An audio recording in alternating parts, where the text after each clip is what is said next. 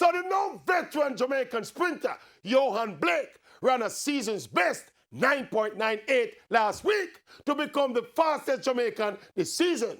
It's still early, but not too early season. And there have been a few meets where some Jamaican seniors have competed. But instructively, before Blake's run, the Jamaican season leader was the 10.13 run by the schoolboy / Seville at Champs. And that is my focus this evening. The fact that it is still Yohan Blake, who is now 29, heading towards 30, who is setting the pace this season for Jamaican male sprinters. And the next fastest Jamaican is a schoolboy. So the question, which is the essence of my story, is between the now veteran Yohan Blake and the schoolboy / Seville, where the rest of the Jamaican male sprinters at? Where them there?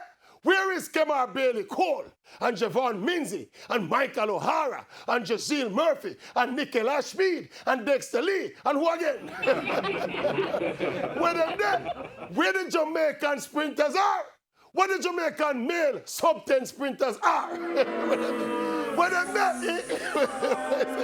Where's the metal too soon? All right. Oh, national trials. All right.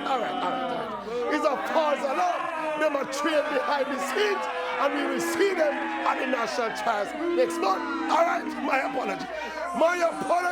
When the Maverick run, we shall see them at the national trials next month. Right? All right, have to run.